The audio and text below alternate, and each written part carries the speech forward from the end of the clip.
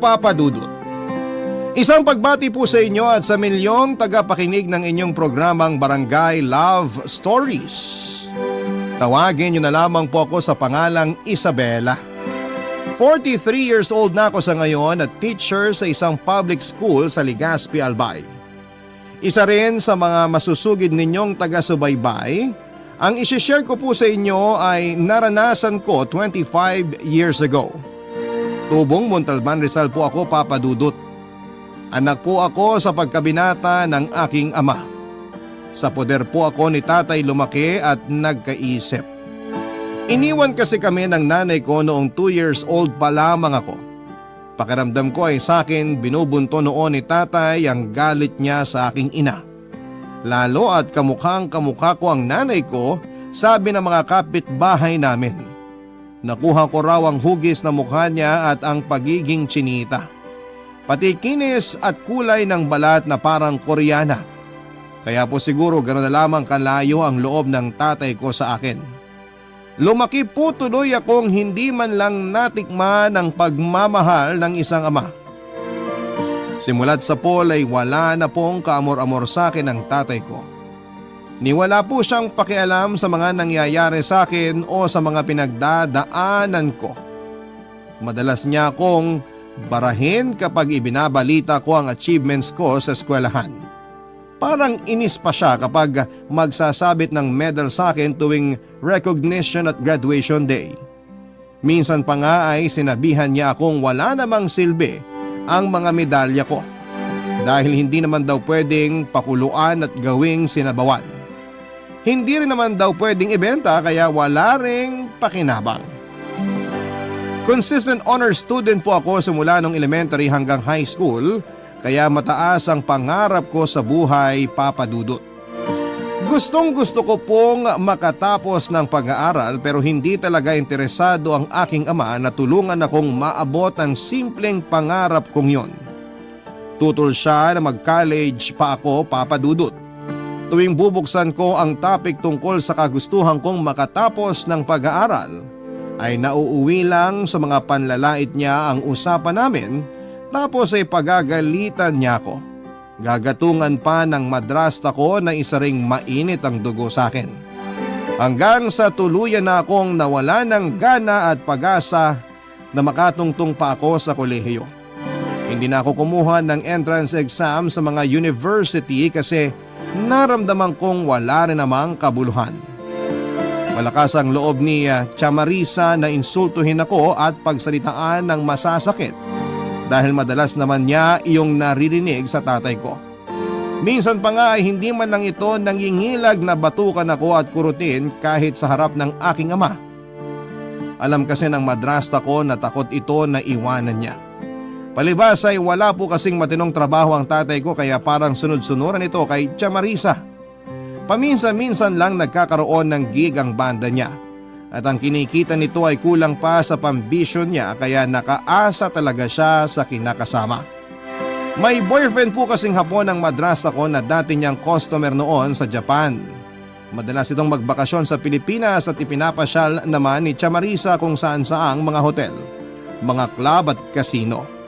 Kaya habang ang buntot ni tatay ay hinihila ni Chamarisa ay kailangan niyang magtiis sa pagbubunganga nito.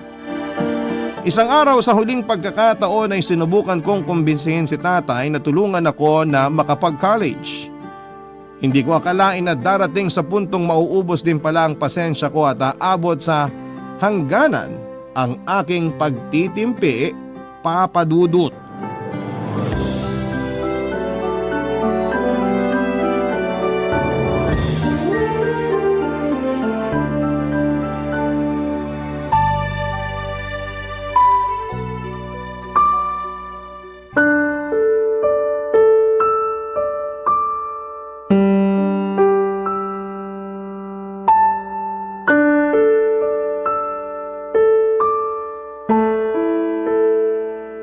Sige na po. Gusto ko po talagang makapagtapos ng pag-aaral. Saan mo pa kukuhain ng pera yung tatay mo? Alam mo namang walang trabaho yan. Tart naman! Huwag mo nang ipagduldulan sa mukha ko na wala akong trabaho. Hayaan mo, baka matuloy yung gig namin sa sumulong. Baka makakuha kami ng regular na pwesto ron. Gano'n naman po pala, Tay eh. Baka pwedeng mag-college na ako. Ano ka ba naman, Isabela? Paano ko suswertein sa trabaho niyan? Hindi pa nga, pinangungunahan mo na. Kahit kailan talaga, buwisit ka. Pero kasi, Tay, sayang naman po kung hindi ako makakapag-college. Ang kulit mo rin eh, no? Hindi ko alam kung paano ka nakagraduate na may honor eh. Ang hina ng pick-up mo. Ano nga ang itutustos sa'yo ng ama mo? Sa akin lang din umaasa yan. Kaninong perang aasahan mo sa pag-aaral mo? Sa akin? Ang kapal naman ng mukha mo. Tart naman, pati ba bata papatulan mo pa? Bata pa ba yan? Damulag na yan ah. Kung tutuusin nga, pwede na yan magbanat ng buto na magkaroon naman ng silbi. Para hindi yan dalawa pa kayong pabigat sa buhay ko. Pabigat po pala eh. Bakit ba kayo nagsusumiksik dito? Sino ba kasing may sabi sa inyo na pumatol sa tatay ko? Kayo naman tong may gustong pumasok sa buhay namin ah. Pagkatapos ngayon manunumbat kayo? Makaalis na nga. Aba, saan ka pupunta ha? Hoy! Anong sinasabi mong impacta ka ha? Huwag mo ako pinagtataasan ng boses, ingrata ka ha? Ang aray, ano ba? Mo! Nagmamalaki ka? Sa akin naman kayo umaasa! Lalaban ka na? Ha? Kaya mo na? Kaya mo na ako ha? Ano ba kayong dalawa? Hindi ba kayo nahihiya? Gabing-gabi na ang iingay nyo pa. Itong anak mo bastos eh! Akala mo kung sino magsalita? High school pa lang natapos niyan, Rex ha? Pero kung makasagot, akala mo may pinagmamalaki na. Ano pa kaya kung makapagtrabaho na yan? Di sisipa-sipahin ka na lang yan. Huwag niyo akong itutulad sa inyo, Chang, na makapalang apog. Sampid lang naman kayo rito eh. Pero kung makaasta kayo, parang kayo talagang nagpapakain sa amin. Bakit, hindi ba? Di ba pera ko ang pinambibili sa lahat ng nilalamon nyo dito? Ako ang nagpapalamon sa inyong mag-ama. Si tatay ang pinapalamon mo, Chang. Pero ako, hindi mo ako palamunin. Lahat ng kinakain ko, pinaghihirapan ko. Dahil inaalila mo ako sa sarili naming pamamahay. Nakikitira ka lang. Ikaw dapat ang makisama. Kung ayaw mo sa akin, lumayas ka sa bahay namin. Tumigil ka nga, Isabela. Ano bang kagagahan na pinagsasabi mo dyan? Hindi ka na nahiya sa tiyang mo. Bakit ako mahihiya, Tay? Totoo naman ang sinasabi ko. Hindi ka ba talaga titigil? Bakit, Tay? Takot kayong lumayas yung kinakasama nyo? Hindi nyo ba talaga kaya magpakalalaki kahit minsan? Paano nyo nalulunok ang mga pinagsasabi niyan sa inyo? Kaya siguro kayo iniwan ni nanay eh. Wala kasi kayong kapangapangarap sa buhay. Kontento na kayo sa ganyan na umaasa sa pinagpunta. Tay, bakit nyo ako sinampal? Kasi, tanga-tanga ka. Marunong lang ako makontento sa kung anong meron ako. Kung ano lang ang kaya ko. Hindi ako kagaya mo at ang nanay mo na masyadong ambisyosa. Ngayon, kung ayaw mo sa buhay na kaya kong ibigay sa'yo, lumayas ka! Hindi kita kailangan! Yan ang napala mong maldita ka! Wala ka kasing utang na loob! Buisit ka!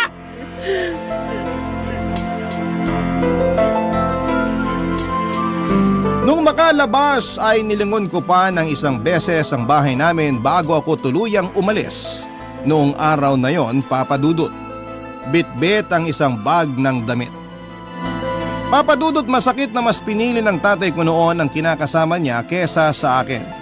Para kong sinasakal sa sobrang sakit na malamang hindi pala ako mahalaga sa kanya. Na baliwala lang pala ang pagmamahal ko at pagsisikap na patunayang mabuti akong anak. Hindi ko alam, Papa Dudut, kung bakit hindi kaya ni tatay na magpakaama sa akin kahit minsan lang. Ginawa ko naman ang lahat para hindi maging pabigat. Sa totoo lang po ay nasanay na nga akong pagtiisan ang mga pinaglumaang gamit at damit ng iba. Mga gamit na bigay ng mga kapitbahay na naaawa sa akin dahil hindi ako mabilhan ni tatay ng mga bagong damit. Pati mga gamit ko sa eskwela ay puro bigay mula uniform, sapatos hanggang sa notebook. Sa murang edad ay natuto akong tumanggap ng labada at maglinis ng kulungan ng baboy kapalit ng pamasahe papunta ng eskwelahan. Nagtitinda rin ako ng pulburon, kakanin, minatamis at kung ano-anong paninda ng kapitbahay naming gumagawa ng merienda para lamang may pambaon.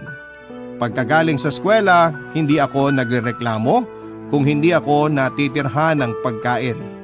Lahat po yun ay tinitiis ko. Papadudot saka ko lang nailabas ang kinikimkim kong sama ng loob nang makasakay na ako ng jeep. Hindi ko na napigilan ang pagpatak ng mga luha ko hanggang napaiyak na ako ng malakas. Hindi ko na pinansin kung pinagtitinginan ako ng ibang mga pasahero. Tinalo na rin po kasi ako ng takot ng mga oras na yon. Hindi ko alam kung saan ako pupunta noon at kung saan ako matutulog. Wala akong kakilala o kahit kaibigan na pwede kong pansamantalang tuluyan. Hindi rin naman ako malapit sa mga kamag-anak namin. Sa sobrang gulo ng isipan ko ay hindi ko na malaya na nakarating na pala ako ng Cubao. Sa paglalakad ko sa lugar ay nakakita ako ng karatula na wanted GRO. Napadalawang isip ako noong una kasi parang alanganing trabaho yon. Pero parang yun na ang sagot sa problema ko. Kasi libre na raw ang pagkain tapos ay pwede pang stay in. Dahil ayokong matulog sa kalsada at wala naman talaga akong alam na mapupuntahan ay lakas loob akong nag-apply.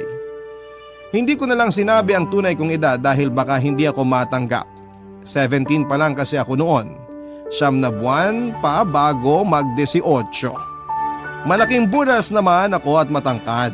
Medyo malusog din ang aking dibdib kaya hindi naman halatang minor de edad ako, Papa Dudut. Nung una ay para akong hihikain sa amoy ng mga usok ng sigarilyo sa loob ng club. Pero nakapag-adjust naman ako kaagad sa sari-saring amoy doon. 2 linggo na ako sa trabaho nang makilala ko si Ronnie, Papa Dudut. 37 years old at isang pulis. Gwapo po siya, matangkad at lalaking-lalaki ang datingan. Mukha rin po siyang mabait at maginoong kausap.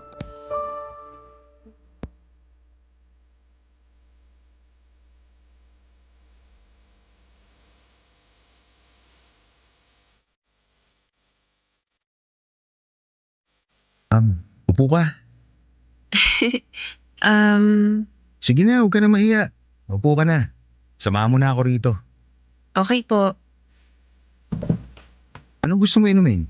Beer o tequila? Sir, hindi ako umiinom ng alak. Okay lang ba kung pineapple juice na lang ang sa akin? Huwag mo na akong tawagin, sir. Nakakaasiwa. Ronnie na lang. Saka ayos lang sa akin kung di ka umiinom.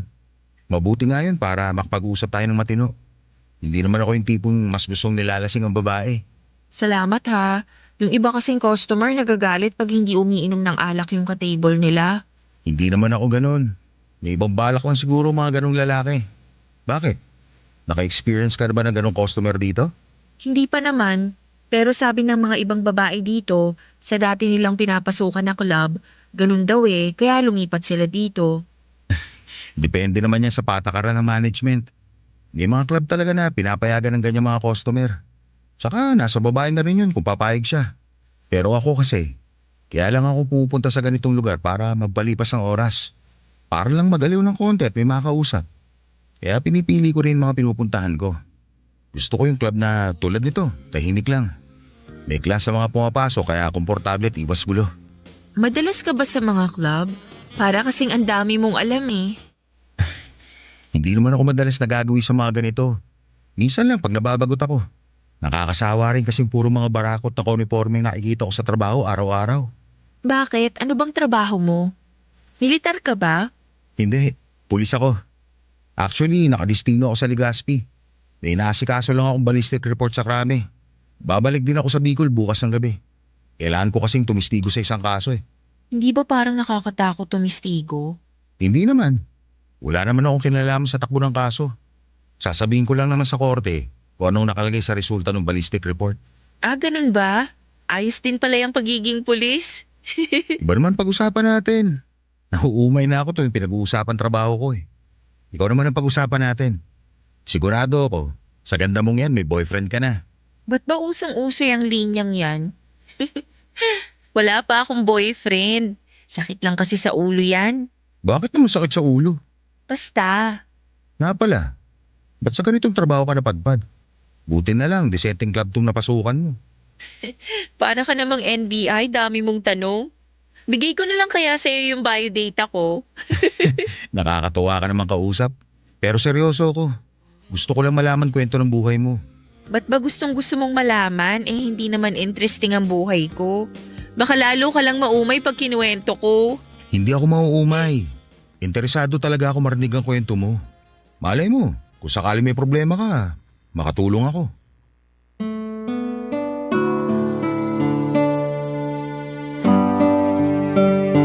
Hindi ko po alam, Papa Dudut, kung bakit parang biglang gumaan ang loob ko noon kay Ronnie. Siguro dahil kailangan ko rin kasi ng makakausap at masasabihan ng mga sama ng loob ko. Pakiramdam ko sa sarili ko noon ay nakatagpo ako sa wakas ng kakampi at balikat na maiiyakan. Namalayan ko na lamang na nagkukwento na pala ako ng talambuhay ko sa kanya. Muntik pa nga akong maiyak noon habang naglalabas ng mga hinanakit tungkol sa tatay ko.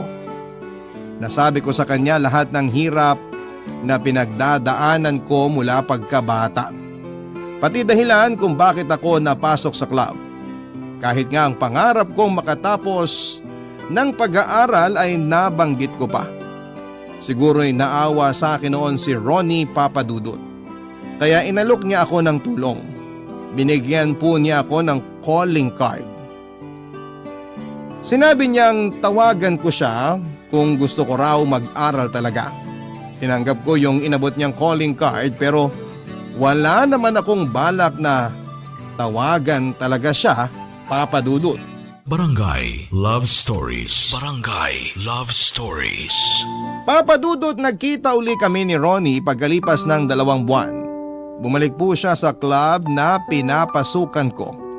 Buti na lang at natsyempohan niya pa ako kasi noong dumalaw siya ulit sa club ay sakto namang pinapalis na ako ng manager namin. Nag-iskandalo kasi ang tatay ko roon at hindi yun nagustuhan ng may-ari ng club. Malas daw sa negosyo ang ganong may gulo sa pamilya. Napahiya kasi si tatay sa mga kabanda niya noong minsang makita ako ng isa sa kanila sa loob ng club kung saan ako nagtatrabaho. Noong makumpirma na nagtatrabaho nga ako doon ay sinabi nito kay tatay at bigla namang nanggulo si tatay sa club kaya nasisanti ako. Buti na lang at binigyan ako ng manager namin ng 3 araw para makahanap ng bagong malilipatang trabaho. Problema po yun para sa akin dahil stay-in ako doon. Makahanap man ako ng bagong trabaho ay wala naman akong matitirhan. Paano na ang pangarap kong may pagpatuloy ang pag-aaral ko kung mababawasan pa ang kaunting perang ipon ko? Hindi ko gustong isuko na lang ng ganon ang pangarap ko. Simple lang naman ang gusto ko sa buhay, Papa Dudut. Ang makatapos ng pag-aaral at magkaroon ng magandang trabaho. Gusto ko ring patunayan kay tatay na hindi masama ang maghangad ng pagbabago. Kaya nang muling ungkatin ni Ronnie ang tungkol sa tulong na sinasabi niya, ay pumayag kaagad ako. Kahit na kinakabahan ay sumama ako sa kanya pabalik ng Bicol kinabukasan. Habang nasa biyahe kami noon ay panayang dasal kong sana'y tama ang naging desisyon kong magtiwala kay Ronnie. Sa totoo lang ay grabe po ang nervyos ko noon. Pero may parte ng pagkatao ko na binibigyang katwiran ang desisyon ko. Pagdating namin ng Bicol ay tumuloy kami sa apartment ng kaibigan ni Ronnie na tinawagan niya bago kami bumiyahe. Maganda at malaki naman ang apartment at kumpleto na sa mga gamit. Base sa pagkakaayos ng buong lugar ay halatang may nakatira doon. May napansin din akong nakaparadang motor sa gilid ng malit na garahe sa labas, Papa Dudut.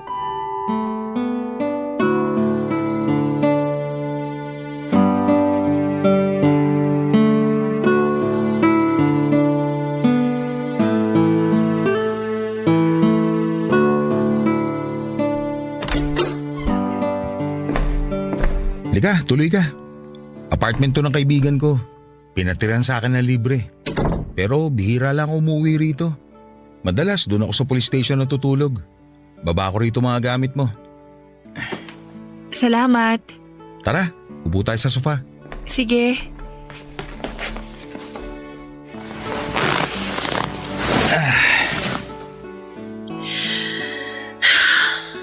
Oh, ang lalim nun ah. Iniisip ko lang yung magiging tingin ng may-ari nitong bahay sa'yo. Kasi nga nagpatuloy ka ng ibang tao. Naitawag ko na sa kanya yung tukol sa pagtuloy mo rito. Sabi ko, kasama ko pinsan ko taga Montalban. Payag naman siya na may ibang tumira rito kasama ko. Pero syempre hindi na libre.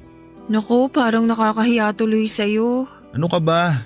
Di ba sabi ko sagot kita dito? Pati pang enroll mo ngayong semester, ako na bahala. Dala mo ba requirements mo? Oo, pero ang... Ganito na lang, para hindi ka mailang at mag-isip ng kung ano-ano. Klaruhin natin magiging setup natin dito. Sagot ko lahat, tubig, ilaw, bayad sa apartment, at pagkain, pati pang tuition mo. Dadalasan ko rin ng uwi rito para may kasama ka sa gabi. Huwag ka mag-alala, dito ako sa sala matutulog. Ikaw, doon ka naman sa kwarto. Ano, okay na ba sa iyo yung ganon?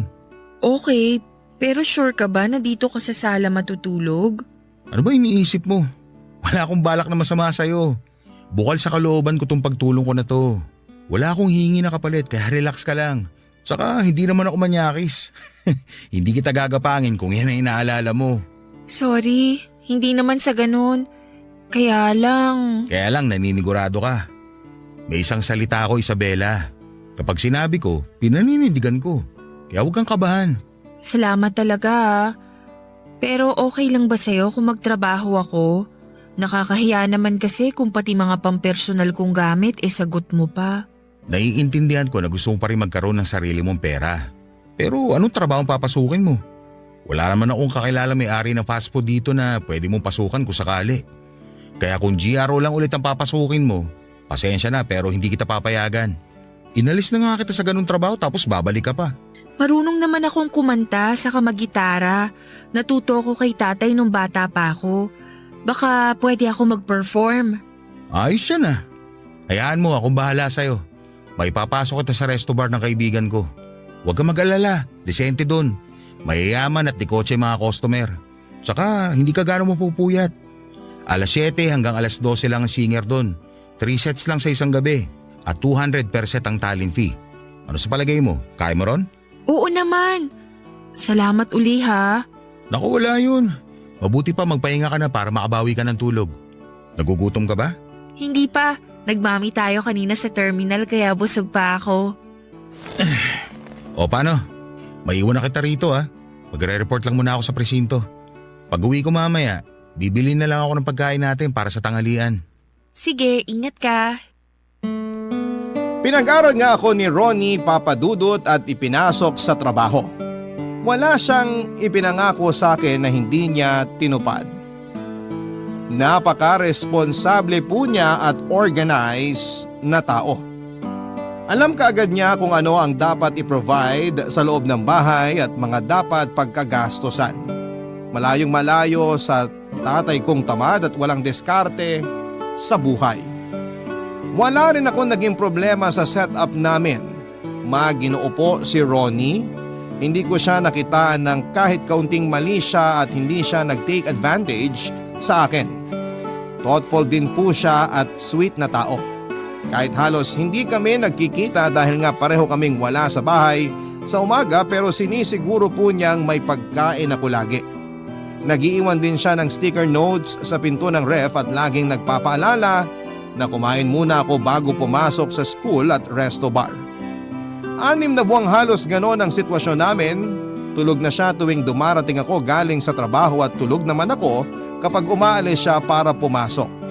Tinatawagan ko na lamang siya sa tanghali kapag lunch break namin sa school para magpasalamat sa iniiwan niyang pagkain sa umaga at mga pasalubong sa gabi. Pero isang araw ay namalayang ko na lang na parang nade-develop na ako kay Ronnie Papadudot. Pinilit ko pong labanan ang nararamdaman ko dahil natatakot ako. Pero habang tumatagal ay parang tumitindi ang nararamdaman ko para sa kanya. Kaya unti-unti ko na siyang iniwasan. Ayaw ko po kasing mas lumalim pa ang feelings ko sa kanya, Papadudot. Gusto ko na nga sanang lumipat na lamang noon sa kung saang boarding house para makaiwas. Pero hindi ko naman alam kung ano ang idadahilan ko kay Ronnie. Baka isipin niyang pagkatapos akong tulungan ay basta ko na lamang siyang lalayasan. Isang madaling araw pag uwi ko galing sa trabaho ay wala pa si Ronnie sa apartment. Sa pagod at paghihintay ko sa kanya ay nakatulog ako sa sofa, Papa Dudut.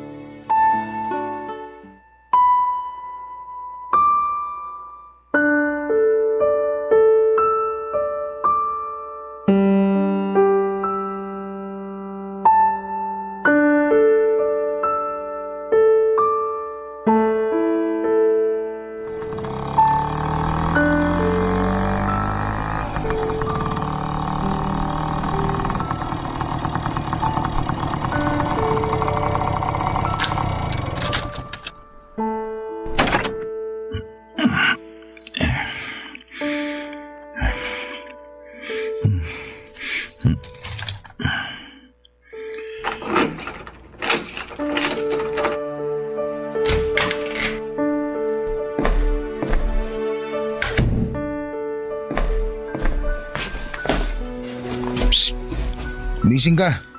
Ba't dito ka natulog sa pwesto ko? Ba't di ka doon sa kwarto mo? Pasensya na. Hinihintay kasi kita. Nag-alala ako sa'yo kasi wala ka pa pagdating ko kanina ng alauna. Parang di ko maalala na kasama sa usapan natin na hintayin mo akong makauwi. Mukhang nakainom ka. May problema ka ba? Ano naman ang pakialam mo kung may problema ako? May magagawa ka ba? Tumayo ka na dyan, bilisan mo. Gusto ko na umupo. Ba't bang sungit mo? Ayan, di umupo ka. Yun, nakaupo rin. Salamat Galit ka ba? Tinatanong lang naman kita kasi concerned ako sa'yo. Ako galit? Langya na yan. Ako pa tatanungin mo kung galit ako? Samantalang ikaw tong umiiwas sa akin? Dapat ako nagtatanong sa'yo niyan eh. Ano ba nagawa ko sa'yo? Ba't bigla mo na lang ako iniwasan na parang may nakakahawa akong sakit? May nasabi ba akong hindi mo nagustuhan? May nagawa ba ako masama? Nabastos ba kita? Sabihin mo! Para naman hindi ako mukhang gago na nag-iisip ko anong kasalanan ko sa'yo. Wala ka namang nagawang mali. Kaso lang… Wala naman pala eh. Ba't mo ako iniiwasan? Hindi mo ba alam kung ano epekto sa akin ang ginagawa mo? Nasasaktan ako.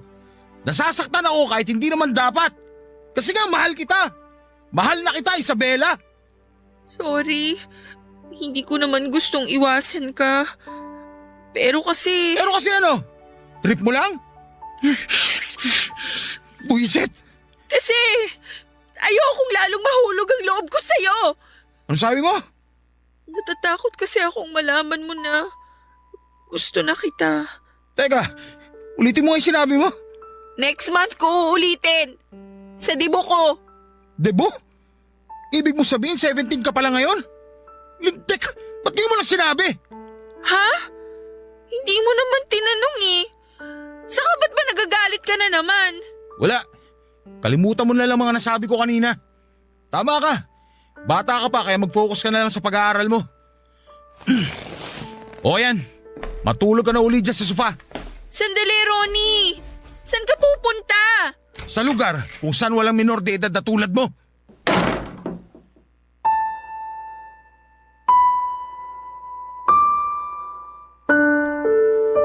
Papadudot yung paghihintay ko kay Ronnie ay nauwi sa pagtatalo. Dumating siyang lasing mga 3:00 ng madaling araw at nagkasagutan kami. Ang buong akala ko ay okay na kami matapos naming masabi ang mga nararamdaman namin para sa isa't isa. Hindi ko alam kung ano ang nasabi ko na ikinagalit niya, Papadudot. Pero pagkatapos ng pag-uusap naming yon ay siya naman ang parang umiwas sa akin. Bigla na lamang po siyang hindi na umuwi noon sa apartment sa presinto na siya laging natutulog. Aaminin ko, Papadudot, na nasaktan ako sa ginawa niya. Hindi ko kasi alam kung bakit bigla na lamang siyang nagbago. Ako naman tuloy yung nag-isip kung ano ang nagawa kong kasalanan.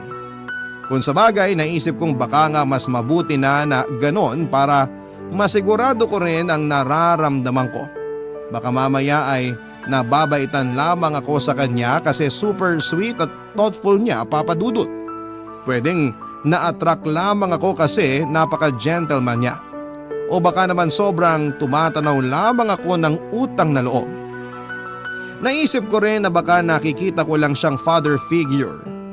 First time ko po kasi na magkagusto at humanga sa lalaki, kaya nalilito ako. Sa lahat ng hirap na pinagdaanan ko ay wala akong naging interes sa mga crush noong mga panahong yon. Nakafocus lang talaga ang isipan ko noon na makapagtapos ng pag-aaral. Kung paano ko kikita para may pambaon sa eskwela. Kaya wala akong panahon na magkagusto sa lalaki. Tsaka bago ko nakilala si Ronnie, may punto na ang tingin ko sa mga lalaki ay puro katulad lamang ng malupit kong tatay, Papa Dudut. Barangay Love Stories. Barangay Love Stories. Papa Dudut, mga 2 linggo na noon mula noong simulan akong iwasan ni Ronnie. Nakakalungkot kasi nag-18 ako nang hindi niya alam. Siya sana ang gusto kong kasama noong debut ko at unang beses ko sana yon na magse-celebrate, pero nag-birthday pa rin akong mag-isa. Kung sa bagay ay sanay na akong lumilipas ang espesyal na araw na baliwala lang. Pero isang gabi noon ay may isang customer na nagpupumilit na ihatid ako pagkatapos ng set ko sa resto bar. Siyempre tumanggi po ako. Ayoko po kasing may makaalam kung saan ako umuwi. Nakakahiya naman kasi kung may lalaking dadalaw-dalaw sa akin sa apartment. Parang kabastusan yon sa part ni Ronnie dahil siya ang nagbabayad ng renta. Nakikitira lang naman ako roon. Pero nakakainis dahil napakakulit talaga ng customer na yon. Talagang pinipilit akong sumakay sa kotse niya kahit na binabara ko na siya ng matindi. Katatanggi sa alok niyang paghatid, Papa Dudut, ay buti na lang biglang dumating si Ronnie. Nagmamadali akong sumakay sa motor niya at iniwan namin yung makulit na customer at bumiyahe kami pauwi, Papa Dudut.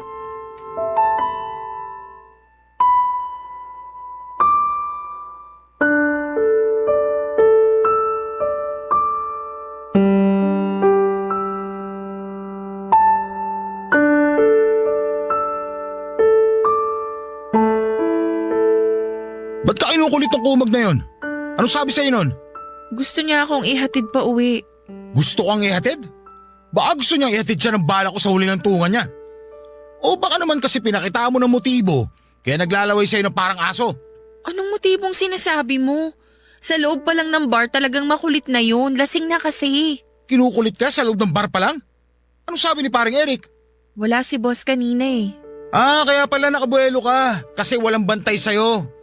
Akala mo siguro hindi ko malalaman Hindi mo alam, kahit hindi ako nagpupunta sa trabaho mo, nakasubaybay pa rin ako sa'yo. Kaya alam ko kung may tukmol na pumaporma sa'yo. Ba't ba ganyan ka makapagsalita? Kasalanan na ba ngayon kung may kumausap sa akin? Mapipigilan ko bang mga customer na kausapin ako? Tsaka ano naman sa'yo kung ligawan ako? Wala namang batas na nagbabawal ligawan ng mga single Kaya ba nagpapaligaw ka sa trabaho? Akala ko ba gusto mong makatapos ng pag-aaral? Komo ba may nandiligaw sa akin, hindi na ako makakapagtapos? Saka kasama ba sa usapan natin na bawal magpaligaw sa trabaho? Parang wala naman akong maalala. Ganon. Di nagpapaligaw ka nga. Langya talaga. Ano ba, Ronnie? Huwag mong sipain yung upuan. Atat ka na pala magkaroon ng lalaki. Kating-kating ka na pala. Ba't ka pa lumalayo? Andito naman ako. Ba't di na lang ako subukan mo? Sisiguraduhin ko sulit na sulit ka sa akin. Bastos ka! Anong akala mo sa akin? Uhaw sa lalaki? Kung makapagsalita ka parang hindi mo ako kilala. Bakit? Nagpakilala ka ba? Hindi mo nga sinabi sa akin kung ilang taon ka na talaga Dahil lang ba sa pesting edad na yan kaya binabastos mo na ako? Bakit di mo na lang kasi ako diretsahin na nabibigatan ka ng kasama ako? Na napipilitan ka lang na panindigan ng mga pangako mo? Maiintindihan ko naman kung gusto mo na akong paalisin Wala ka naman talagang obligasyon sa akin dahil hindi naman tayo magkaano-ano. Sorry, nabigla lang ako sa mga sinabi ko. Hindi naman ganun ang ibig ko sabihin. Ano ba kasi pinagpuputok ng butsi mo? Inaano ba kita? Wala naman akong ginagawang masama sa'yo Sige, sasabihin ko na sa'yo kung bakit ako nagkakaganito. Hindi ko alam paano sasabihin, nagsiselos ako. Nagagalit din ako. Ayoko may ibang lalaking umaligid sa'yo. Ayokong popormahan ka na kung sino-sino.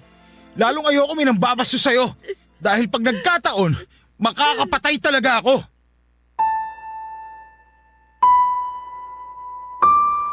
Papa Dudut, hindi ko alam kung ano ang meron sa mga salitang yon ni Ronnie pero damang-dama ko ang sobrang pagmamahal sa mga sinabi niya.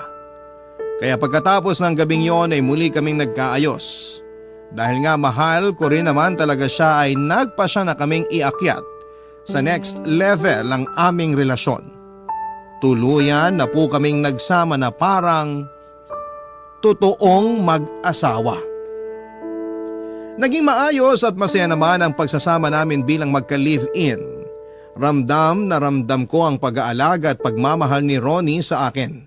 Lagi siyang nakasuporta sa lahat ng bagay, lalo na sa aking pag-aaral. Siya ang unang-unang pumupuri at nakaka-appreciate sa mga ginagawa ko. Siya ang naging support system ko sa pagsisikap kong abutin ang mga pangarap ko. Kitang-kita ko sa kanya na proud siya sa bawat achievement ko, Papa Dudut. Yun ang mga bagay na hindi ko naranasan sa poder ng sarili kong ama. Sa unang pagkakataon, Papa Dudut, ay naranasan ko kung paano pahalagahan, alagaan, at mahalin. Pakiramdam ko po noon ay hindi na ako mag-isa sa laban sa buhay. Ronnie's love brings out the best in me, Papa Dudut. Kaya naman ibinuhos ko rin ang lahat ng kaya ko para sa aming pagsasama. Saka pa lang sana namin pag-uusapan ang tungkol sa kasal kapag tapos na ako sa pag-aaral. Pero ang lahat ng planong yon ay hindi rin pala matutupad dahil sa isang hindi inaasahang pangyayari. 20 years old na ako noon at 39 na si Ronnie. Nakakatuwa sana kasi 2 years na kami noong nagsasama. Pero yun din yung panahon na dumating ang isang dilubyong sumubok sa aking paninindigan bilang babae. Natuklasan ko po isang araw na may pamilya na pala si Ronnie. Meron na siyang asawa at mga anak. Dumalaw kasi ako noon sa presinto nila para sana sorpresahin siya sa 2nd anniversary namin. Pero ako po ang nasorpresa. Pakiramdam ko na mga oras na yon ay parang nagmukha akong tanga. Sinamantala ni Ronnie ang sobrang tiwala ko sa lahat ng mga sinabi niya. Isang pulis sa presinto ang nagsabi sa akin na ang opisina ni Ronnie ay nasa crime laboratory na nasa loob ng kampo. Dali-dali akong pumunta roon para patunayan sa sarili ko kung totoo nga na naroon si Ronnie. Pero hindi ako pinatuloy ng guard sa gate noong sabihin ko kung sino ako at sino ang sadya ko sa loob. Hindi raw ako maaaring tumuloy dahil kararating lang daw ng tunay na asawa ni Ronnie galing sa Maynila at baka magpang-abot daw kaming dalawa. Hindi naman po ako sinigawan ng guard ng mga oras na yon. Pero parang bigla akong nabingi. Daig ko pa ang nabagsakan ng bomba sa mga narinig ko. 2 kasinungalingan ni Ronnie ang natuklasan ko ng mga sandaling yon. Kaya pala bibihira na niyang banggitin ang tungkol sa trabaho niya pati ang tungkol sa kasal namin ay parang iniiwasan niya kapag nag-uungkat ako. Sa sobrang tiwala ko at pagmamahal ay hindi ko na napansin ang mga kakaibang kilos niya noon na parang laging may tinatago. Bago pa ako mapaiyak ay umalis na ako ng kampo na yon at umuwi na. Habang pauwi sa apartment namin ay isa-isang nag-flashback sa isipan ko ang gabing nakilala ko si Ronnie. Hindi pala siya naiiba tulad ng inaakala ko.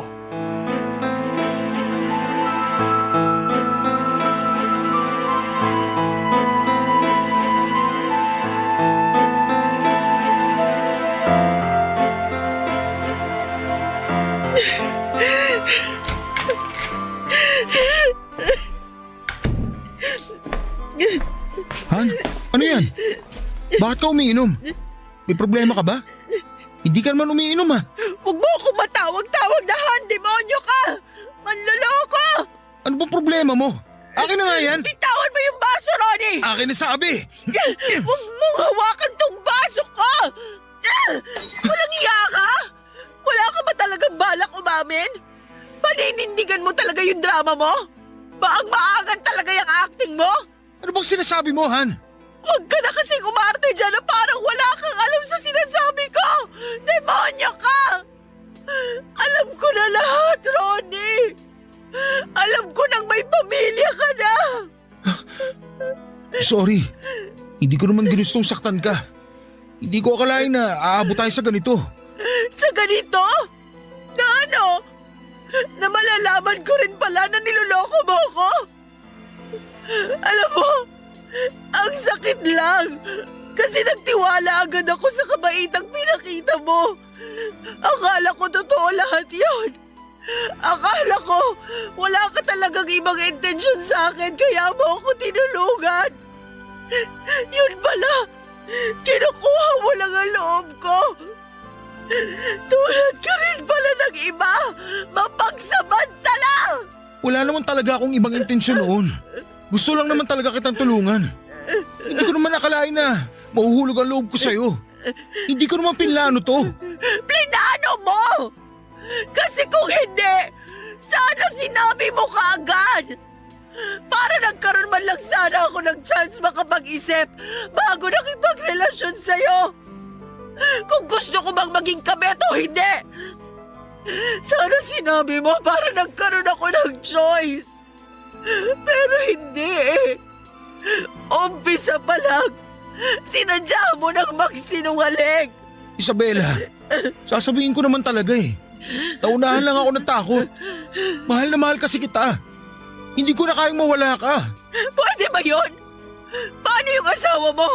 Hindi mo siya mahal? Palagay mo maniniwala ako sa'yo? Nire-respeto ko siya dahil nanay siya ng mga anak ko. Yun na lang ang nararamdaman ko para sa kanya. Please naman, unawain mo ako. Ngayon lang ako nagmahal ng ganito katindi. Hindi ko pa ito naramdaman sa kahit sinong babae, kahit sa asawa ko. Isipin ko pa lang na mawawala ka sa akin, parang hindi ko na matatanggap. Huwag mo nang bilugin ang ulo ko, Ronnie! Palagay mo natutuwa ako sa sinabi mong ako lang ang minahal mo? Anong kasiguraduhan ko na hindi mo rin gagawin sa akin tong ginawa mo sa asawa mo? Kapag nakakita ka ng higit sa akin, anong assurance ko na hindi mo rin ako lolokohin? Ngayon pa nga lang, hindi mo na kayang maging tapat sa akin eh. Kaya please din, tapusin na lang natin to. Naayusin ko na mga gamit ko. Bella, please naman. Huwag mong gawin sa akin to. Mag-usap Bitiwan tayo. mo nga ako! Teka lang, sandali. Bitiwan mo ako! Uy! Ano ba bang gusto mo pag-usapan natin? Malinaw na sa akin lahat. Hindi mo na kailangan ipaliwanag ang sarili mo. Kaya kung totoong mahal mo ko, hayaan mo na akong umalis. Huwag mo akong ilubog ng husto sa kasalanan. Dahil kahit kailan, hindi ko pinangarap maging kabet. Wala nang nagawa si Ronnie nung umalis ako, Papa Dudut. Pakiramdam ko na mga oras na yon ay hindi ako makahinga sa sama ng loob. Parang gustong sumabog ng dibdib ko sa sobrang sakit. Mas grabe sa sakit na nararamdaman ko noong lumayas ako sa amin. Umiiyak akong daig pang namatayan habang sakay ng tricycle papunta sa boarding house ng kaklase ko. Pagkatapos ng hiwalayan namin ni Ronnie ay saka ko lang naisip na masyado pala akong naging desperadang makaranas ng pagmamahal. Deep inside pala ay isa rin yon sa mga pinapangarap ko. Yun din kasi ang kulang sa buhay ko. Hindi ko naranasang mahalin simula pagkabata kaya nahulog ang loob ko kay Ronnie dahil pinunan niyang lahat ng kulang sa akin. Dumating siya sa buhay ko na parang knight in shining armor. Pero hindi tulad ng mga fairy tale ay hindi pala lahat ng love story ay may happily ever after na ending. Gaya na lamang ng sa aming dalawa. Kalaunan ay natanggap din niya ang pakikipaghiwalay ko. Nabalitaan ko na nagpalit na siya ng destino. Naiwan naman ako sa Bicol at tinapos ang 3 pang natitirang semester ko sa college. Nag-working student ako at tinuloy ko ang pagtugtog sa resto bar ng kaibigan ni Ronnie. Hindi naman naging kaso sa may-ari ang paghihiwalay namin ng kaibigan niya. Ipinakiusap din ako ni Ronnie sa kanya na alalayan ako. Bigyan lang ako ng trabaho hanggang sa makagraduate. Nakatulong ang trabaho kong yon para matustusan ko ang pag-aaral ko hanggang sa makapagtapos ako. Nang makapasa ako sa board exam at matanggap na teacher sa isang public school sa Legazpi, ay umuwi ako sa bahay namin sa Montalban para kumustahin si tatay. Pero napaiyak ako nang abutan ko siya na nasa nakakaawang kalagayan at nag-iisa.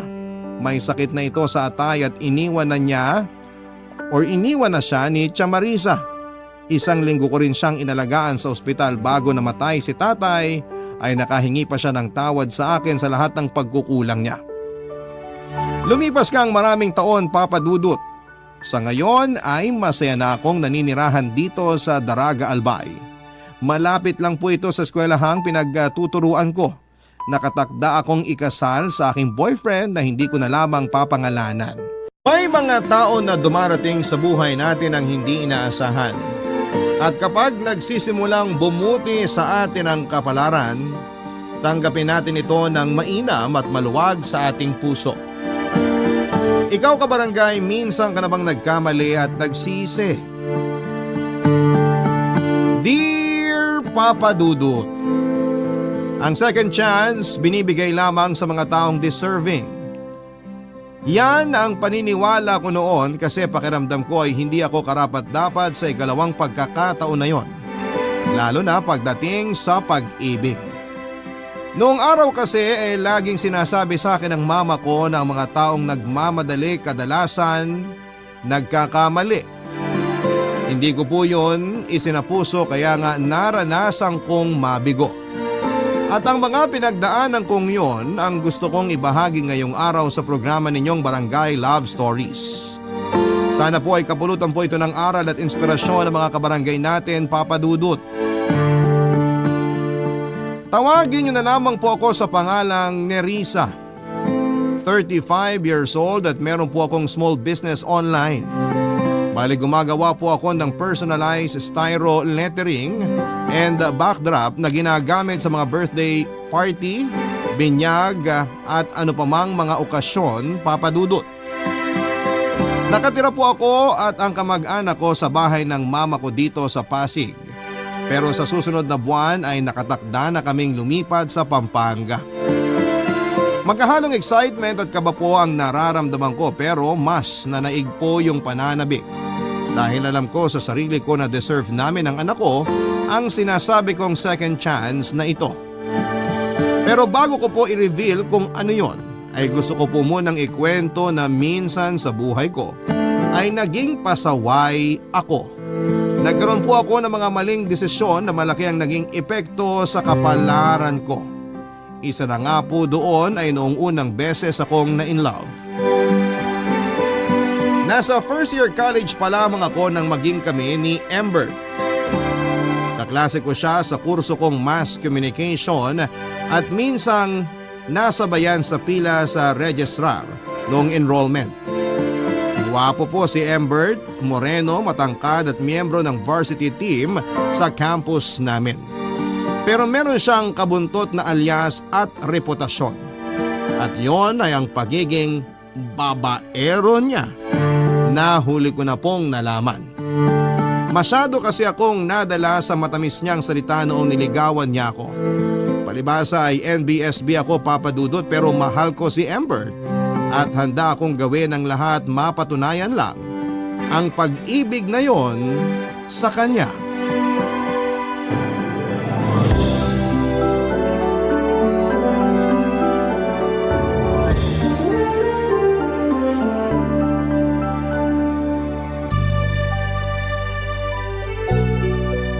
O ayan, upo ka muna dyan sa kama, babe. Embert, ano bang ginagawa natin dito sa kwarto mo? Akala ko pa doon lang tayo sa sala niyo. Diba umalis si na mama mo? Pinagbabantay ka nila ng bahay. Kaya nga umuwi na tayo rito at hindi na tumambay pa sa school. Saka ikaw na may sabi. Wala si na mama, kaya nga sinama kita rito. Ano ba kasing gagawin natin dito sa kwarto mo? Ano bang gusto mong gawin natin, babe? Ha? Wala akong gusto. Ako meron. Kinis talaga ng balat mo, babe. Mamahalin sigurong lotion ang ginagamit mo. ginagawa mo? Bakit mo ko hinahawakan sa braso? Ayaw mo ba? Babe, wala namang tao. Tayo lang, kaya pagbigyan mo na ako. Embert! Arte mo naman. Ikaw nga tong hinaalikan, ayaw mo pa? Ano ba kasing gusto mong mangyari? Tinatanong pa ba yun? Siyempre gusto kong gawin na natin yung yung alam mo na, mag-boyfriend-girlfriend naman tayo. Walang masama dun. Anong walang masama? Di ba pang mag-asawa lang yun? Old-fashioned mo naman, babe. Uso na yun. Ginagawa na yun kahit hindi pa mag-asawa. Kaya huwag ka na mag-inarte dyan. Alam kong gusto mo rin ako masolo. Pero, natatakot ako. Natatakot saan? Dun sa hindi ko alam kung anong gagawin. Yun lang pala eh. Huwag ka na mag-alala kasi ako nang bahala. Tuturuan kita. Mag-e-enjoy ka, promise. Magugustuhan mo tapos baka hanap-hanapin mo pa nga eh. Paano kung mabuntis mo ko? Hindi ka mabubuntis kasi gagamit tayo ng proteksyon. Saka alam ko naman gagawin kaya relax ka lang dyan. Kailangan ba talaga natin gawin to? Hindi pa kasi ako handa, babe. Di ba mahal mo ako? Ha? Oo, mahal na mahal kita. Bakit mo ba tinatanong yan? Yun naman pala. Ano pa bang problema mo? Sige ka, pag hindi mo ako pinagbigyan, iiwanan kita. Babe naman, wag. Nag-overthink lang ako. Huwag ka na kasi mag-overthink. Dami mo pa kasing sinasabi dyan na kaysa natatakot ka, hindi ka pa handa o ano. Kung mahal mo ako, ibibigay mo sa akin sarili mo, babe. Diba? Sinabi ko sa'yo na relax ka lang. Ako nang bahala. Hindi mo kailangang matakot kasi kasama mo naman ako. Mahal kita, alam mo yan. At hindi ko hahayaang may mangyaring masama sa'yo. Ayos ba yun? Hindi ka ba naniniwala sa akin? Naniniwala ako sa'yo. Yun naman pala eh. May tiwala ka rin ba sa akin, babe? Meron. Ayos naman pala lahat. Kumalma ka lang kasi. May enjoy mo rin yung gagawin natin. Basta gagawin mo lang. Huwag mong pigilan sarili mo. Kasi wala naman makakarinig sa'yo rito. Dahil tayo lang tao sa bahay. Pero, nahihiya ako eh. Kanino? Sa akin? Oo. Bakit ka naman mahihiya sa akin? Boyfriend mo ako. Oo nga, pero... Ayan ka na naman. Nag-overthink ka na naman. Halika na nga rito sa tabi ko. Bakit ba kasi ang layo-layo mo? Dali, lumapit ka sa akin. Babe. Ayan, lapit ka sa akin. Ganyan nga. Huwag ka na mag-alala. Enjoyin mo na lang.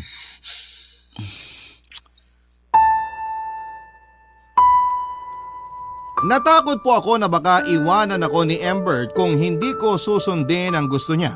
Kaya kahit kabado ako at walang kaalam-alam sa kama ay hinayaan ko po siyang gawin ang gusto niya. Aaminin ko na na-enjoy ko naman po katagalan, Papa Dudut. Kaya kapag niyayaya niya ako ay mabilis na lamang sa akin ang pumayag. Kaso minsan kapag wala ako sa mood ay tatakutin niya akong hihiwalayan. Kaya sa huli binibigay ko na lamang ang sarili ko. Sa katunayan may mga oras na nilalagnat na ako kasi masyado niya akong pinapagod. Nagkataon pa namang exam namin yon sa major subjects kinabukasan. Pero dahil hindi kami nag-review pareho ay wala kaming masyadong nasagot sa aming mga exams. Butit hindi naman kami bumagsak, kamuntik lang. Hindi ko po yun makakalimutan kasi pumasok ako sa school kahit masama ang pakiramdam ko. Dahil sa pagiging gwapo at matinik ng boyfriend ko ay marami pong kababaihan ang nalink sa kanya, Papa Dudut. At ang nakakainis pa, kahit halata naman nilang kami ay panay pa rin sila sa paglalandi kay Amber. Minsan may inaway na nga ako at pinagselosang taga-tourism na kapwa kandidato ni Amber sa pre-event ng university namin. Napansin ko kasi na kulang na lamang ay maglaway sa kanya ang boyfriend ko. Alam ko naman na maganda siya at sexy pero malandi din kasi. Nakuha pa talagang makipagharutan sa boyfriend ko, Papa Dudut. Nagresulta yon ng negatibong feedback kay Amber dahilan para magalit siya sa akin. Pero nagkabati din kami matapos kong pumayag na may mangyari sa amin noong minsang bad trip siya kasi may family problem sila sa bahay nila.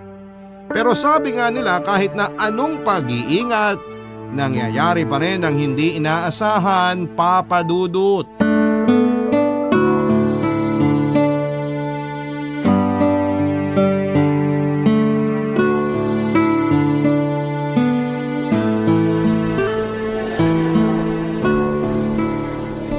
Aalis na ako.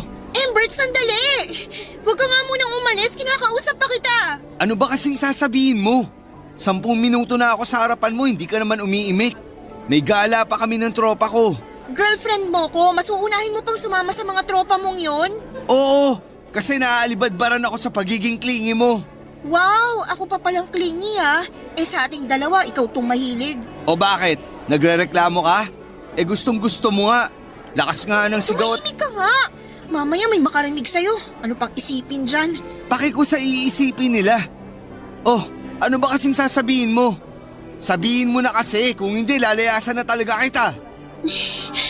Ano kasi, babe? Oh, bakit ganyan mukha mo? Ano ba kasi yun? Buntis ako. Ha? Anong sabi mo? Buntis ako. Buntis ako sa baby natin, babe. Hindi ako naniniwala sa'yo. Hindi naman April ngayon, kaya wag mo ako maprank-prank dyan. Hindi nakakatuwa. Anong prank? Hindi kita pinaprank. Baliw ka ba? Ikaw ang baliw. Kasi sinasabi mong buntis ka kahit hindi. Anong kahit hindi? Ginawa mo pa ako sinungaling, siraulo ka. Delayed ako. Ilang araw na kaya kinabahan na ako. Tapos nag-decide akong bumili ng pregnancy test kit. Inulit mo ba? Baka mamaya mali lang yung result. Oo, inulit ko ng 3 beses tapos... Nasaan na ba yun? Ito. O ayan, parehong-pareho, 2 linya. Ibig sabihin yan, positive. Buntis ako sa baby natin, babe. Hindi totoo yan. Layo mo nga sa akin yan. Hindi ako naniniwala dyan. Paano ka hindi maniniwala? Yan na nga sa harap mo yung ebidensya. Ilang beses may nangyari sa atin, diba? Sabi mo mag-iingat ka, pero anong ginawa mo? Pinuntis mo pa rin ako. Nag-ingat naman ako. Di ko nakasalanan na may nakalusot pala. Ay, lintik naman talaga oh. Oh, anong iniiyak-iyak mo dyan? Babe, natatakot ako. Hindi pa ako handa magka-baby. Kahit anak natin to. Akala mo ikaw lang yung natatakot? Ako rin naman. Saka ayoko pang maging tatay. Lagot ako sa airpods ko. Baka palayasin ako nun sa bahay namin. Kung makapagsalita ka, parang hindi mo dugot laman ng batang dinadala ko. Oh, bakit? Kasasabi mo lang din na hindi ka pa handang magka-baby. Tapos ako walang karapatang magsabi ng nararamdaman ko? Oo, pero ganyan ka ba talaga? Alam mo, ewan ko sa'yo. Basta, ayoko sa batang yan. Tapos, Hindi naman pwedeng ayawan mo agad yung baby natin. Sige, sabihin mo anong gagawin ko rito. Sa lagay, ako na lang bahala. 2 tayong gumawa nito. ewan ko, hindi ko alam. Alamin mo, huwag ka mang iwan sa ere. Manahimik ka nga muna. Nag-iisip ako. Huwag kang umiyak. Mamaya ano pag isipin ng mga tao dyan? Natatakot kasi ako eh. For sure, lagot ako sa mama ko. Tapos, kung ano-ano pang sasabihin sa akin ng tiyahin ko pag nalaman nilang buntis ako nag-aaral pa tayo. Di palaglag mo yung baby. Ano sinabi mo? Ayoko nga, masama yun. Mas masama kung bubuhayin mo yung anak natin, hindi pa nga tayo handa. Baka hindi rin natin siya mabigyan ng maganda at maayos na kinabukasan. Pero, hindi ka ba kinikilabutan sa mga sinasabi mo? May buhay ng baby natin. Dugo pa lang yan, wala pa yung isip. O kung meron man, hindi naman niya maiintindihan yung nangyayari.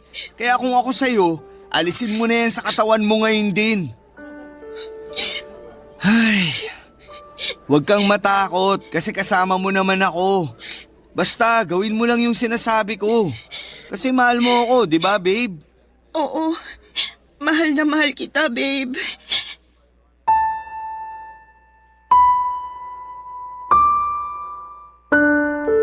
Papa Dudut, stress na stress po ako nang hindi kilalanin at tanggapin ni Embert ang magiging anak namin. Bukod doon ay takot din ako sa mama ko na OFW ng mga panahong yon. Ayoko siyang madismaya sa akin at ang masahol pa ay itakwil niya ako kasi hindi ko sinunod ang bilin niyang mag-focus sa pag-aaral ko. Yun kasi ang rason kung bakit siya nagpapakahirap sa ibang bansa para magtrabaho, Papa Dudut. Wala na kasi kaming tatay ng babae siya, kaya si mama na lang ang magulang namin. Meron po akong isang kapatid na lalaki at nakatira kami sa tiyahin namin na walang asawa. Pero may isang anak na babae na kaedad ko rin that time. Pero hindi kami magkasundo. May pagka-intermedita ka rin kasi ang tita ko at kulang na lamang ay isumbat sa amin ng kapatid ko yung pagtira namin sa bahay nila.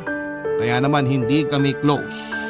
Kaya nga malaki ang pinagbago ng buhay ko nang makilala ko si Embert kasi naranasan kong magkaroon ng pamilya at mga kaibigan. Pero dahil sa mga masasakit niyang sinabi ay nasaktan po ako ng husto. Kaya lang mas natakot po ako nang sabihin niya sa akin na iiwan niya ako. Kaya naman sinunod ko ang gusto niya. Oo, Papa Dudut. Pinalaglag ko ang baby namin at nagpatuloy sa pag-aaral namin. Pero noong nasa 3rd year na kami ay muli niya akong nabuntis. Hindi na po ako pumayag na ipalaglag ang magiging anak namin kasi kinain ako ng matinding konsensya. Nalaman na rin po ng pamilya namin ang nangyari kaya pinilit nila kaming tumira sa isang bubong at magsama bilang pamilya. Kinailangan ko pong magsakripisyo at huminto sa pag-aaral kasi masela ng pagbubuntis ko, Papa Dudut. Noong mga anak ako ay nawala na ako ng ganang bumalik sa eskwelahan. Hindi na rin naman nakatapos si Embert kasi mas pinili na lamang niyang mamasukan sa call center para may panggastos kami at pangkain sa araw-araw. Pero ang hirap, Papa Dudut. Kasi naranasan kong magka-postpartum habang nag-aalaga ng baby namin. Tapos si Embert ay nandoon sa mga katrabaho niya at madalas na nakikipag-inuman at walwalan. Barangay Love Stories. Barangay Love Stories. Nag-live-in po kami ni Embert at nagrenta ng apartment, Papa Dudut. Pareho pong hindi mayaman ang pamilya namin pero laking pasalamat ko na lamang kasi inalalayan nila kami para makapagsimula. Tulad ng inaasahan ko ay disappointed sa akin si Mama pero mas maraming nasabi na masakit na salita ang tiyahin ko. Nagkasagutan pa nga kami kasi akala mo ay kung sino siya samantalang hindi naman niya ako iniluwal. Ayoko na rin pong tumira sa bahay niya kaya naman porsigido talaga akong makabukod kami ni Embert. Kasi baka malaglag ang baby sa tiyan ko dahil sa stress, Papa Dudut. Pero hindi po naging madali ang lahat. Lalo na noong nagbuntis ako at dumoble ang hirap ng mga anak na ako. Wala kasing umaalalay sa akin o gumagabay man lamang, Papa Dudut. Nag-uusap naman kami ni Mama sa call pero dahil busy rin siya sa trabaho niya ay minsanan lang po yun. Tapos ay pumapasok pa si Embert kaya madalas akong walang kasama sa inuupahan namin. Kahit na pagod at puyat ako ay kailangan kong kumilos kasi may anak na ako. Bukod doon ay pinagsisilbihan ko rin po si Embert. Inaasikaso ang pagkain namin, nilalabhan ang mga damit namin at naglilinis ng bahay. Ayaw po ni Embert ng marumi at madalas niya akong pinapagalitan kapag may hugasin sa lababo o alikabok sa paligid. Minsan pakiramdam ko, hindi niya ako live-in partner o nanay ng anak niya. Kasi kung pagsalitaan at tratuhin niya ako ay parang kasambahay. Pero hindi naman niya ako pinapasahod. Doon na po ako nagkaroon ng depresyon pero nilabanan ko yon ng mag-isa, Papa Dudut. Hindi kasi nakikinig si Embert pag nagsasabi ako tapos madalas pa siyang busy sa trabaho niya. Inuuna niya ring samahan ng mga kaibigan niya pag nagyayaya ng gimmick o inuman kasi raw ay kailangan yon para tumagal siya sa trabaho niya. Nagdaan ang mga taon, nalagpasan ko ng mag-isang depresyon at masasabi kong umusad naman ako. Kung sumpungin ay paminsan-minsan na lamang pero madalas ang dahilan noon ay si Embert. Na-stress kasi ako kakaisip na merong mga babaeng nauugnay sa kanya sa pinagtatrabahuhan niyang call center. At parang proud pa siya na pinipilahan kuno siya ng mga kababaihan kasi gwapo raw siya kahit pamilyado na. Dahil doon ay tumindi ang insecurity ko sa katawan at lumala ang pagiging selosa at mapaghinala ko, Papa Dudut. Madalas ko siyang inaaway, bagay na hindi niya kinakatuwa ng mga panahong yon, Papa Dudut.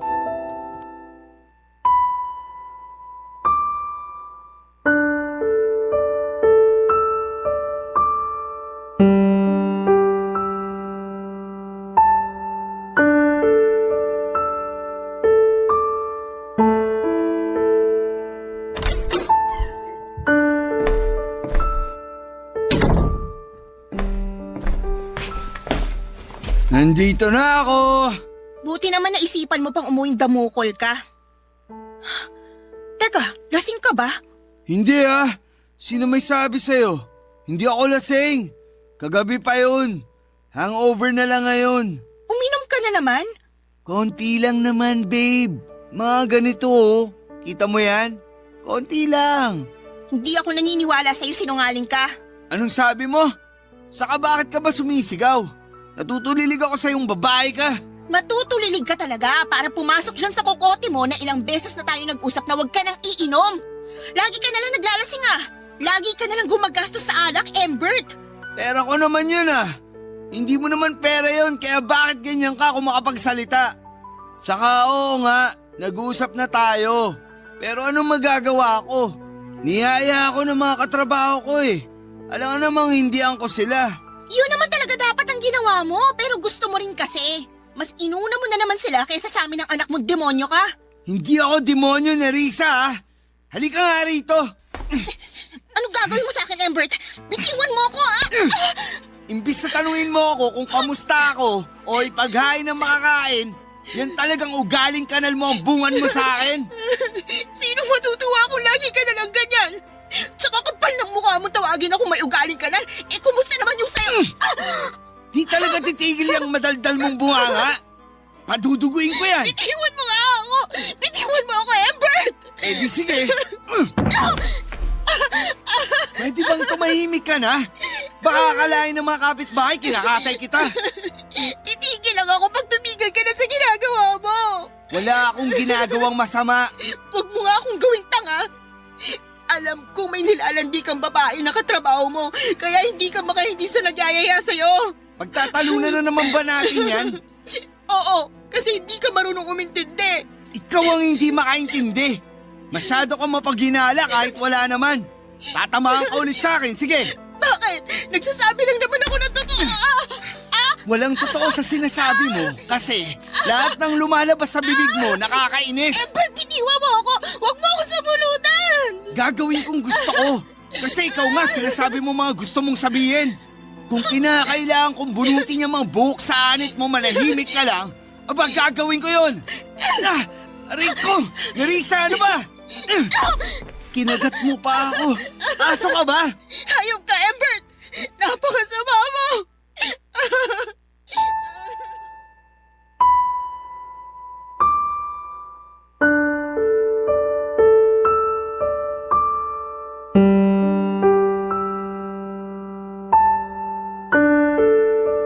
Papa Dudut, yun po ang unang beses na nasaktan ako ni Embert. Kaya naman magkahalong gulat at takot ang namayani sa akin. Pero hindi po yun ang huli dahil nasundan pa ng nasundan. Hindi na lamang suntok o sampal ang natatamo ko sa kanya, may kasama na ring tadyak at untog sa pader. Sinikmuraan na rin niya ako dahilan para sumuka ako. Kasi lasing siya noon at mainit ang ulo sa isang bagay na hindi ko na maalala. Kontodo rin siya nang sabi ng mga masasakit na salita sa akin na para bang hindi niya ako kinakasama. Nawala na po yung respeto niya sa akin bilang isang babae at nanay ng anak niya. Bukod doon ay pinagbantaan niya pa akong pipilayan sa oras na magsumbong ako kanino man, lalong-lalo na sa mama ko. Kaya nga naging tikom ang bibig ko sa tuwing nagkakausap kami ng nanay ko sa video call. Ang sakit-sakit sa dibdib dahil hindi ko maisumbong sa kanya ang mga pinaggagawa ni Embert. Lumala rin po ang adiksyon niya sa pag-inom ng alak, Papa Dudut. Halos sa linggo-linggo na lamang nilang gimmick na mga katrabaho niya na pupunta ang sweldo niya. Hindi niya rin pala ako pinaghahawak ng pera simulang nagsama kami kasi wala raw siyang tiwala sa akin. Kaya nga wala akong sariling pera at ultimo pambili ng maayos na damit ay hindi ko kaya. Hindi rin naman siya yung tipo ng lalaki na pala regalo sa akin. Kumbaga'y ayos na meron kaming kinakain ng anak niya. Doon ako nagsimulang mag-business ng styro lettering na unang tinuro sa akin ng kapitbahay namin. Pero dahil wala pa akong sariling gamit, ay kinatulong na lamang muna niya ako at binibigyan na lamang ng komisyon. Kaya ang laki din ang tampo ko kay Ember dahil hindi man lang niya ako maregaluhan kahit lipstick noong birthday ko. Ni binate ay wala. Tapos sinasaktan niya pa ako. Ilang buwan ko pong tiniis ang pagmamaltrato niya bago ako nagising sa katotohanang mapapatay niya ako at posible niya ring saktan ang anak namin kung patuloy pa akong makikisama sa kanya, Papa Dudut.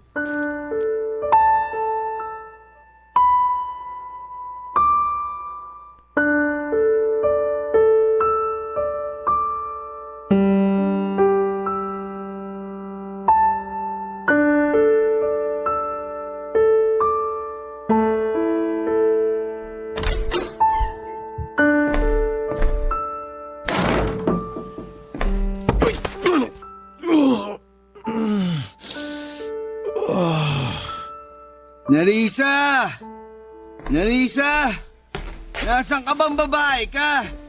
Embert, alas 11 na ng umaga umuwi ka pa. Sorry na, babe. Hindi ko talaga naindihan mga katrabaho ko. Gustong gusto talaga nila akong kasama sa inuman namin eh. Kasi ako raw yung clown ng grupo. Kung wala ako, edi walang magpapatawa. Hindi na happy. Happy mo mukha mo. Tingnan mo nga yung itsura mo, mukha kang pulubing pinabayaan ng mga katrabaho mo. Tsaka ano yung nasa kwelyo ng damit mo? Lipstick? Lipstick nga! Sinasabi ko na nga ba? Naku, wala lang yan, babe. Huwag mong pansinin yan. Anong huwag pansinin? Sino babae yan? Yun ulit? Yung laging inaasar sa'yo? Sabihin mo! Tulungan mo kaya muna akong bumangon bago mo ako tanungin dyan. Bumangon ka mag-isa mo, bahala ka sa buhay mo! Grabe ka naman. Parang ibang tao naman ako. Ay, nakaupo rin. Hoy, babe! Pagayin mo ako almusal. Pagtimpla mo ako kape. Nahihilo ako. Sakit ng ulo ko. Teka, Nerissa? Nerissa, ano bang ginagawa mo dyan sa kwartong babae ka? Lumabas ka nga dyan! Hindi ko na kaya yung pangwawalang hiya mo sa akin, Embert. Tapos hindi ka lang siraulo, nananakit ka pa! Sawang-sawa na akong pakisamahan kang baliw ka! Nerissa, bakit dala mo mga gamit mo? Ano yan? Hindi ba halata? Aalis na kami ng anak mo. Dadaanan ko lang siya sa school niya. Tapos hindi na kami uuwi rito kasi buwisit ka! Nerissa naman! Hindi na ba natin to pwedeng pag-usapan? Ano pa bang klaseng usap ang gusto mo, Embert? Kasi kung usap lang naman, ilang beses na natin ginawa. Sabi mo pa nga sa akin, nagsasawa ka na. Tapos ngayon, tatanungin mo ko kung hindi na natin pwedeng pag-usapan. Paano ko sabihin ko hindi na? May magagawa ka ba? Sa bagay, wala ka nga palang pakialam sa nararamdaman ko kaya wala ka ring magagawa. Ikaw nga yung rason kung bakit kulang na lang mabaliw ako dahil sa mga pinaggagawa mo, hayop ka.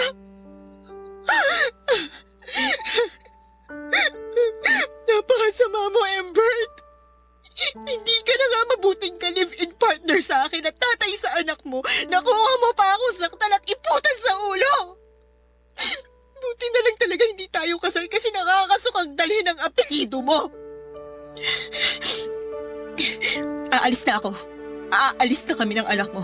Huwag mo na rin kaming piliting bumalik sa'yo kasi ubos na ako! Nerissa, please!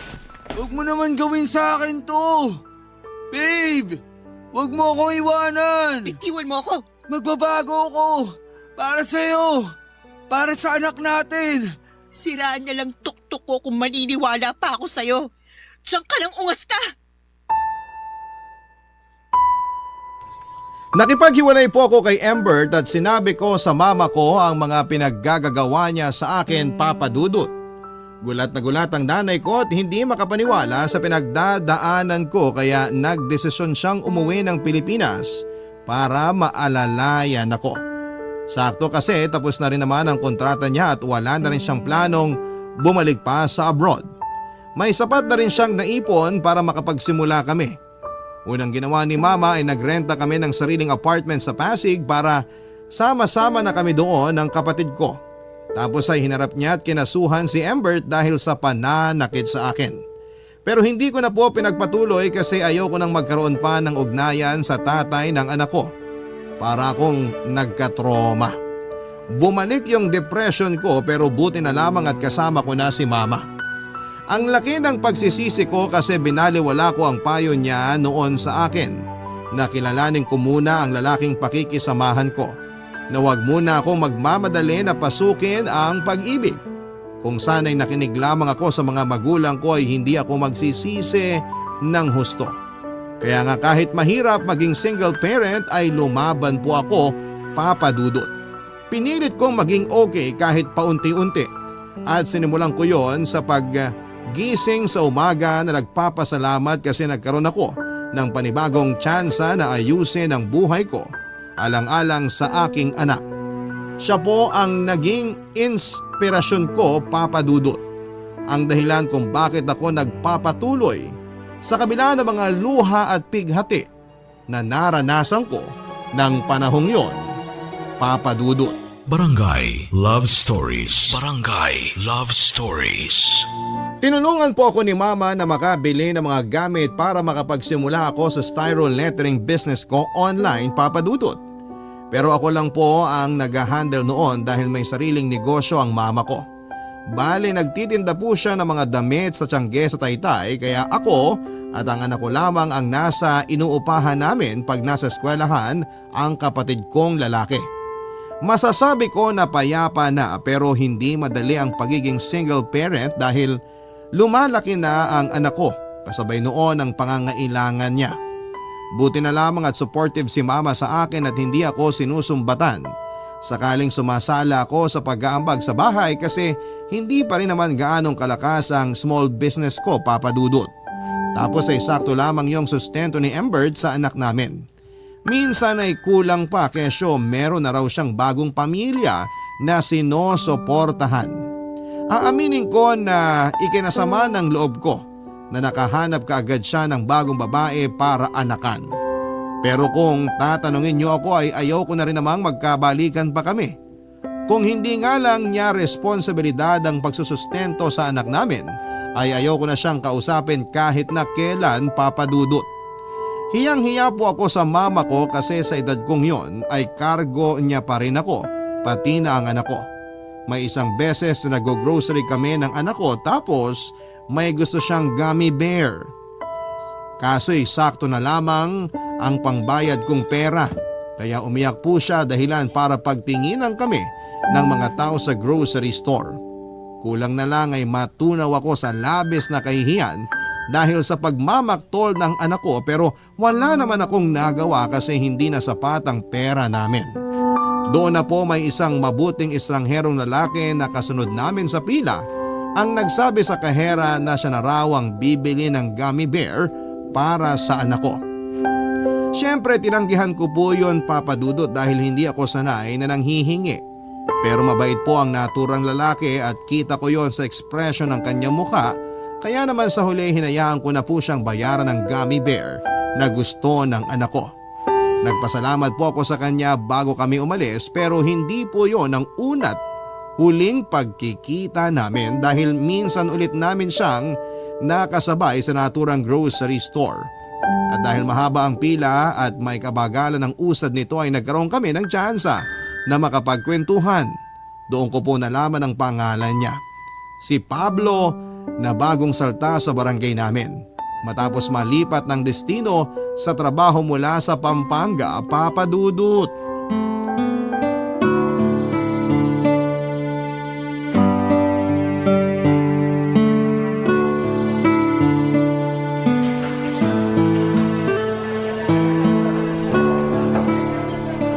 Buti na lang pumayag kang lumabas kasama ako ni Risa. Bakit naman hindi? Wala namang masama. Wala namang magagalit kasi pareho tayong single. Tama, walang masama at walang magagalit. Pero masaya lang talaga ako kasi busy ka pero napagbigyan mo yung pagyaya ko sa'yo.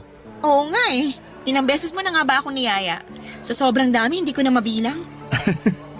Naaawa ka na lang ba sa akin kaya pumayag ka ng sumama? Magagalit ka ba kung sasabihin kong oo? Hindi, magpapasalamat pa ako. Alam mo, palabiro ka rin, no? Sakto lang. Ayoko lang masyadong seryosohin ang buhay. Seryoso na nga ako pagdating sa karir ko tapos pati ba naman sa ibang bagay? Aray, parang tinamaan naman ako. Masyado kasi akong seryoso ngayon sa buhay ko, Pablo. Alam mo na, may anak akong binubuhay. Kung okay lang itanong, nasaan ang tatay ng anak mo? Ayun, sumakabilang bahay na. Ng babae? Hiwalay na naman kami nung nagkaroon siya ng bagong kinakasama. Ako yung nakipaghiwalay. Ako yung umalis sa puder niya kasi hindi ko na siya kayang pakisamahan. Nananakit siya, Pablo eh. Tapos, nang bababae rin kahit kami pa. Kaya nga, hindi na ako nagulat nung nakahanap siya agad ng iba pagkatapos namin siyang layasan ng anak niya. Hindi pala madali ang pinagdaanan mo. Naiintindihan ko na kung bakit seryoso ka sa buhay. Kailangan kasi may anak na ako eh. Yung sustento naman sa kanya ng tatay niya, sakto lang. Minsan nga kulang pa. Lumalaki na ang anak namin kaya sabi ko sa sarili ko, igagapang ko pag-aaral niya. Ayoko siyang matulad sa akin na hindi nakapagtapos ng pag-aaral dahil maagang nabuntis. At mas pinili ko makisama sa tatay niya. Meron ka na bang pinagsisihan sa buhay mo? Meron din naman. Lahat naman siguro tayo meron. Ako kasi malaki yung regret ko dahil hindi ako nakinig nun sa mama ko. Binaliwala ako yung payo niya na mag-aral muna ako bago pumasok sa pag-aasawa. Mas inuna ko kasi yung puso ko, kaya nabulag ako. Nagmahal ka lang naman, hindi mali yun. Hindi nga, pero yung mga desisyon sa pagmamahal na yun yung mali. Baka kapag nalaman mo, husgahan mo ko tapos sabihin mo na masamang babae ako. Sino ako para gawin yun? Hindi rin naman ako perpekto. Sa bagay, pero yung akin kasi, gabi-gabi kong pinagsisisihan. Kung pwede ko lang ibalik yung nakaraan, sana hindi ko na ginawa. Iniisip ko nga, baka karma tong nangyari na sinumpa yung pagsasama namin ng tatay ng anak ko kasi nagawa namin yung bagay na yun. Nagsisisi na ako. Kung ano man yung bagay na yon, mahalaga pinagsisihan mo na. At pilit na tinutuwid yung buhay mo sa ngayon. Ay, hindi ko alam ang tamang sasabihin pero kung kailangan mo ng kaibigan na handang makinig, nandito lang ako ni Risa. Salamat, Pablo. Dami ko ng utang sa'yo. Una na dun yung pagbabayad mo sa gummy bear ng anak ko. Yun ba? Wala yun. Kung alam mo lang na grabe yung hiya ko. Huwag mo nang isipin yon. Maliit na bagay lang yon. Hindi maliit na bagay yun ah. Babayaran ko na. Huwag na, magkano lang naman yun. Pablo naman, pera mo pa rin yun. Oo nga, pero isipin mo na lang na pamasko ko na lang yun sa anak mo. Kulit mo rin pala. Alam mo yan, ilang beses kitang kinulit para lang pumayag ka lumabas kasama ako. Oo nga, pero hindi naman ako napipilitan. Bukal sa loob ko na lumabas kasama ka. Mabait si Pablo, gwapo at manumanay magsalita. Gustong gusto siya ng anak ko at kitang-kita ko na mapagmahal siya sa mga bata. Nagtatrabaho bilang executive assistant si Pablo sa isang private company sa Pasig. Pero dati raw ay nasa Pampanga siya naka-assign. Ilang linggo pa lang siya sa lugar namin kaya aminado siya na wala pa siyang kakilala o kaibigan. Kaya nga masaya siya kasi pumayag ako noong lumabas kasama siya nang huling beses kaming magkausap sa pila sa kahera doon sa grocery store kung saan din kami unang nagkita. Sa isip ko ay wala namang masama since pareho kaming single at masasabi ko doon na doon ko na nga po mas nakilala si Pablo Papadudut. Naging masaya din ako sa kwentuhan namin ng araw na yon. Ewan pero ang gaan ng loob kong kasama siya. Hinatid pa nga niya ako sa inuupahan namin kaya pinatuloy ko siya sa bahay para makita ang anak ko. Pinakilala ko rin siya kay mama at sa kapatid ko bilang kaibigan. Pag alis ni Pablo ay tinanong ako ni mama kung magkaibigan lang ba talaga kami Natawa ako at sinabing oo kasi yun naman talaga ang relasyon naming dalawa. Papadudot na sundan pa nga po ng ilang pang paglabas ang unang date namin ni Pablo sa loob ng 3 buwan naming pagkakakilala. Kung hindi kami lumalabas kasi busy ako sa business ko at pag-aalaga sa anak ko ay siya ang pumupunta sa inuupahan namin para makipag-bonding sa anak ko. Tinutulungan din niya ako sa business ko kahit na nga wala talaga siyang ideya doon, Papadudot.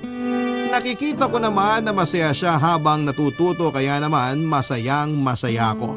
Pero hindi ko po alam kung ano ang intensyon sa akin ni Pablo. Ayoko pong mag-assume na baka may something yung mga bagay na ginagawa niya. Hindi ko rin po alam kung handa na akong makinig kung sakaling sabihin niya, Papadudot.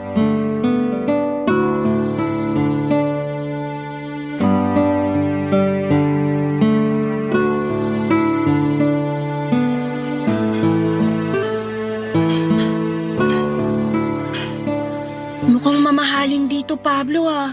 Anong meron? Oo, kasi espesyal ang gabi na to ni Risa. Ha? Sabihin mo na kasi anong okasyon, birthday mo ba? Kasi kung oo, sorry, wala man lang akong regalo. Hindi ko birthday. Ano ba kasing selebrasyon? Gusto ko lang i-celebrate yung pagkakaibigan natin. Sa ganito ka mamahaling restaurant, wala akong pambayad dito, Pablo. Ako na bahala rito. Treat ko. Kaya gagawin mo lang, mag-relax at i-enjoy ang food. Sige, pero hindi ako naniniwala na pagkakaibigan lang natin yung gusto mong i-celebrate.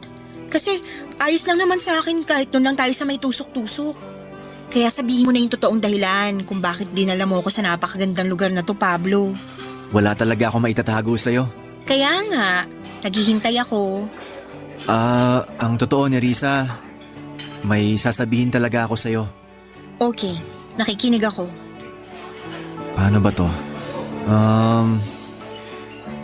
Aaminin ko na matagal kong pinag-isipan kung sasabihin ko ba sa'yo to o hindi. Kasi natatakot ako sa magiging reaksyon mo sakaling malaman mo.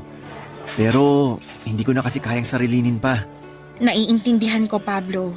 Huwag kang matakot kasi ako lang naman to. Okay. Ang totoo, gusto kita ni Risa. Gusto kita ng higit pa sa isang kaibigan. At plano ko sanang ligawan ka. Pablo, kasi alam mo namang kagagaling ko lang sa hiwalayan, diba? At ang focus ko ay yung buhay namin ng anak ko. Alam ko. Kaya willing ako maghintay hanggang sa maging ready ka na. Hindi ko alam kung kailan ako magiging handang umibig ulit. Yung totoo, espesyal ka rin sa akin. Pero hindi ako sigurado kung ako yung babae na karapat-dapat mong mahalin. Bakit naman?